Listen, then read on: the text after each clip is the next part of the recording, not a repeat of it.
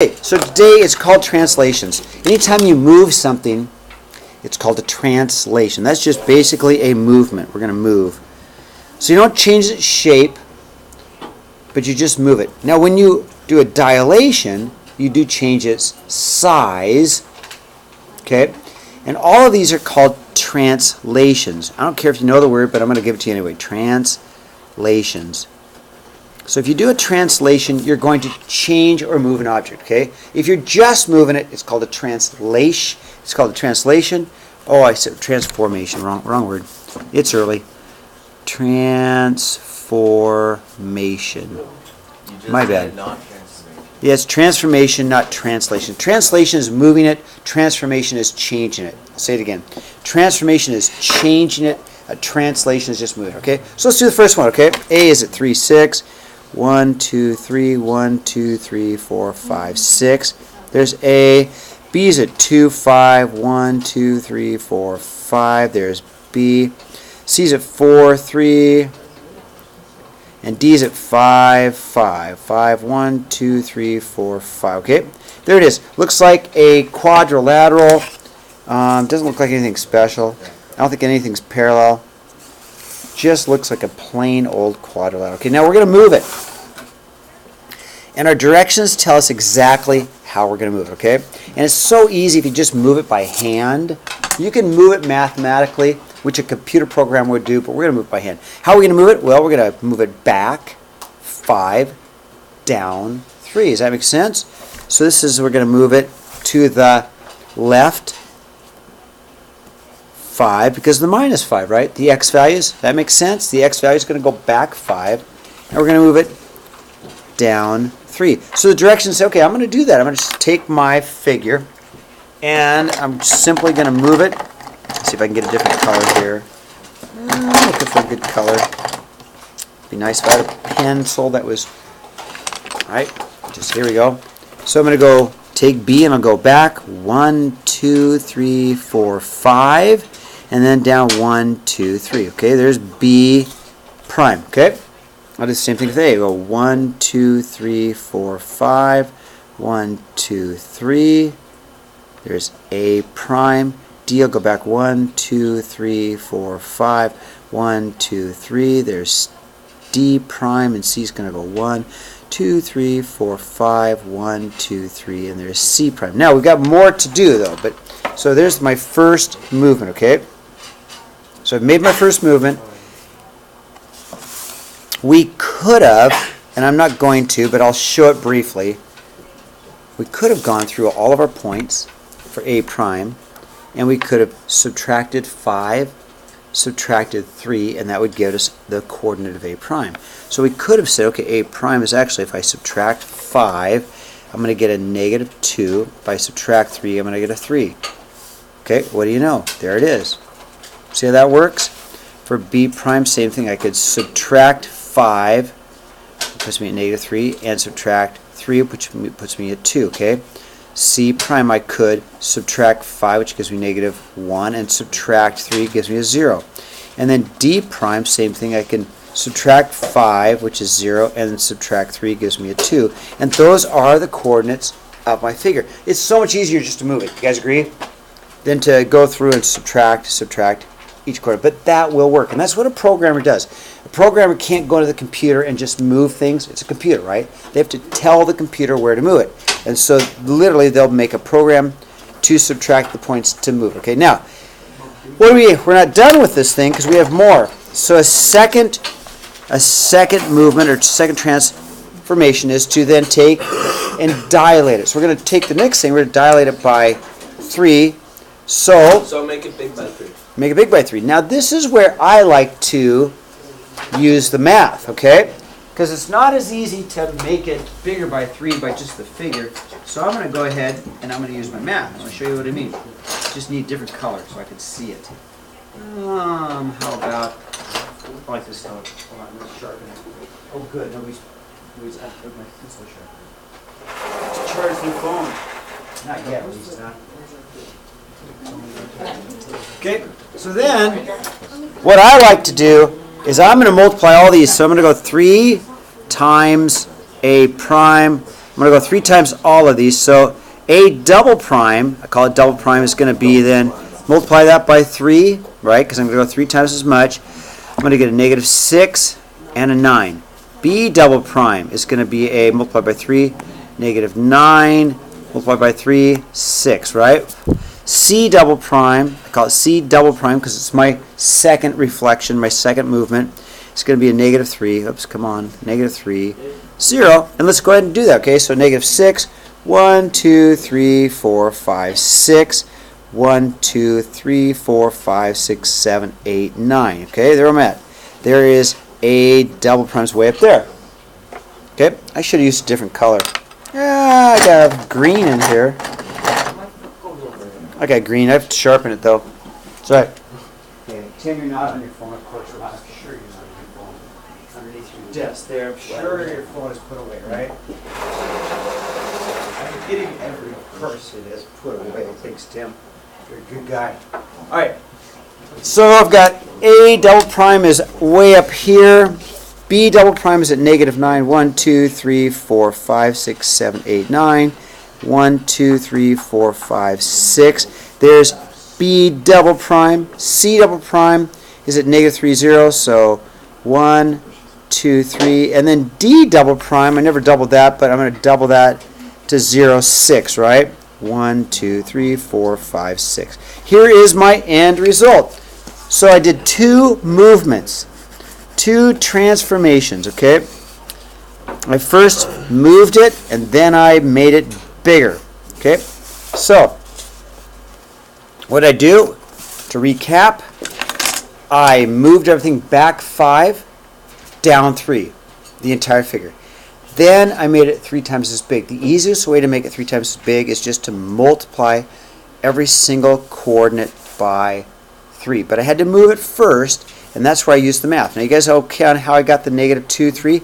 I just subtracted 5 from every x value, and I subtracted 3 from every y value to get me to the red figure. And having these coordinates made it easy for me to then multiply it by 3. It's easy to just move by hand, but when you had to take this and multiply this by 3, having the coordinates helped. Okay? Does that make sense? Yes, no, I know it's Friday morning. Okay? We can then, let's look at number 3, because we've got a rotation. I want to do this one next, okay? So, I'm going to do 3. I don't need to do 2, but let's do 3. So, let's graph 9, 6. 1, 2, 3, 4, 5, 6, 7, 8, 9. 1, 2, 3, 4, 5, 6. There's x. And then I've got y at 3, 3. Y. And z's at 3, 6, 3. 1, 2, 3, 4, 5, 6. There's z. Might want to put the y down by it. I'm going to white that out a little bit. Put y way down here. There you go. That's y right there. Okay, let me draw my figure in. All right, how am I doing? Okay? Does this seem pretty easy? So far, so good.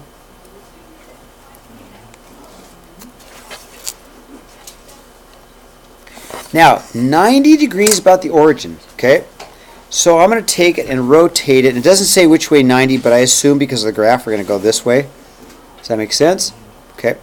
So, how are we going to do that? Well, if we're going to go 90 degrees about the origin, here's what I want you to do. We are going to take,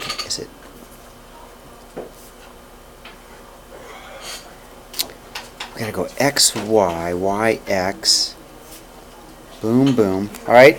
So I know that this point here is going to have to come all the way over here like this, right?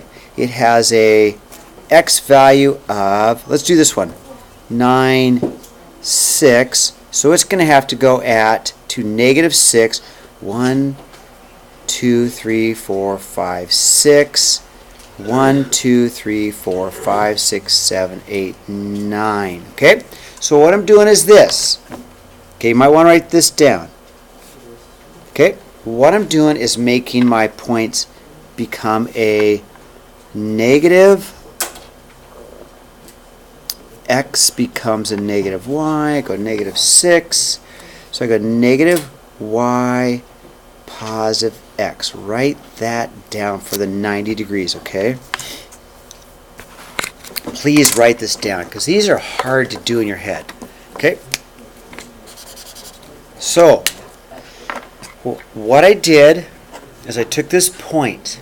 Cody? Isn't that a negative x if also then? The 6 became my x. So my y value becomes my x value. See how I did it? And so what I did, let's put it in words, into English. Okay, listen. I'm going to switch my points. So instead of 9, 6, I'm going to make it a 6, 9. Except I'm going to make my y value, this y value become negative to do a 90. I'm switching them around, but I'm making the y negative. I'm going to switch this around. 3, 3 is 3, 3. But I'm going to make the y value negative, okay? 6, 3 becomes 6, 3, but it becomes a negative 6, 3, okay? See what I did? So I'm switching them around. If it's a 90, you switch the points around, but I made the y value negative. Now let's see if that works. Negative 3, 3, 1, 2, 3. And I've got a negative 6. 1, 2, 3, 4, 5, 6. 1, 2, 3. Does that look like a 90-degree rotation? It does to me, doesn't it, right? Yes, sir. And so some kids can actually do it in their heads. They can see it. I have a hard time seeing it. I mean, my brain doesn't work that way. My brain is a math brain, so I just do the rule. So in 90 degrees, I just switch I switch x and y's. And I made the y negative, okay? Now I'm going to dilate it 2/3. So since I have these points right here, because there's my x prime, my y prime, and my z prime, then what I need to do is make 2/3 of it, okay? So I'm going to take 2/3 of these. So my x double prime,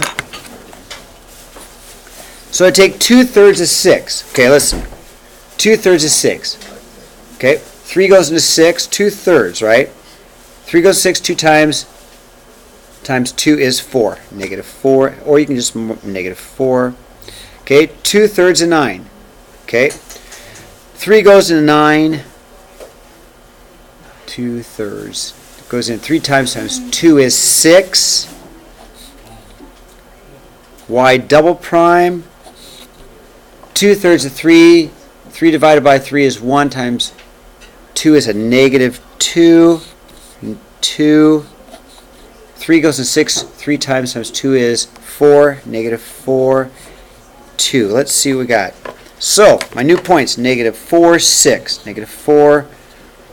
1, 2, 3, 4, 5, 6. Negative 2, 2. Negative 4, 2. There it is. Okay?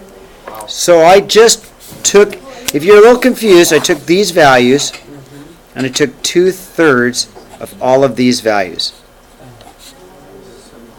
2/3 of all of these values. And again, if you can't do fraction, let me show you how the calculator can, okay? You're like, okay, raise your hand. I can't do fractions, Mr. Davies. I don't know what you just did. I'm clueless. Can't do fractions, so check it out. So we're going to take 2/3 of these numbers, right? Yeah, if I just go, ready? If I go 2/3 of negative 6, right? There it is. So there's 2/3 of negative 6. See how I'm doing on my fractions? Or I'm going to go 2/3 of 9. There it is.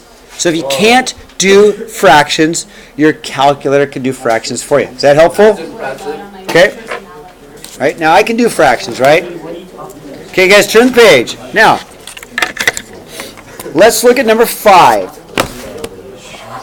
Okay, let's look at number 5. Okay. Now, what do you think happened from, so we're going to go from ABC, triangle ABC moves to triangle A prime, B prime, C prime. Okay, hang in there, you guys. I know it's Friday. We've got one last one. Okay, watch. So we got to move A. So what happens? Cody, what do you think? It gets flipped over the y-axis and then translated 1 unit down and then dilated by a factor or something. Yeah, so we got to dilate it for sure, right? I totally agree. And we are going to flip it over. So if we dilate it first, okay, if we dilate first, we'd have a point at negative 1, 1, and that would give us, so maybe we dilate it first. If we dilate it first. So Cody said dilate by 2. Here's what Cody said. We're going to make it twice as big. Does that make sense?